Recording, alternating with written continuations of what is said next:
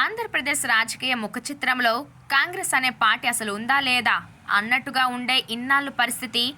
అలాంటిది ఇప్పుడు ఏపీ కాంగ్రెస్లో నయా జోష్ కనిపిస్తోంది. మేము ఉన్నాము రేసులో అని 10 ఏళ్ల తర్వాత చేయెత్తి చెప్పేస్తున్నారు ఏపీ కాంగీయులు.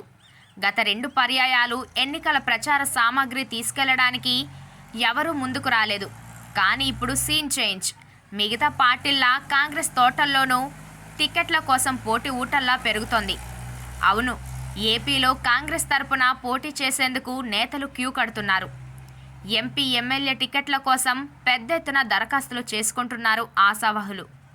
ఊహించని దానికంటే ఎక్కువగా అప్లికేషన్లు వచ్చి పడుతున్నాయి. ఇప్పటి వరకు దాదాపు 900 అప్లికేషన్లు వచ్చాయి. 175 అసెంబ్లీ నియోజకవర్గాల్లో 793 మంది, 25 పార్లమెంటు నియోజకవర్గాలకు 105 మంది అప్లై చేసుకున్నారు. ఇంకా దరఖాస్తులు వెల్లువలా వస్తూనే ఉన్నాయి. చెయ్యి గుర్తుపై పోటీ చేయాలనే ఉత్సాహంతో దరఖాస్తుల కౌంట్ 1000 మార్కును టచ్ చేసిందట. టికెట్ కావాలా నాయనా అని రిక్వెస్ట్ చేయాల్సిన అవసరం లేకుండా అప్లికేషన్లు రావడంతో చాన్నాళ్ల తర్వాత ఒకంత కల వచ్చింది.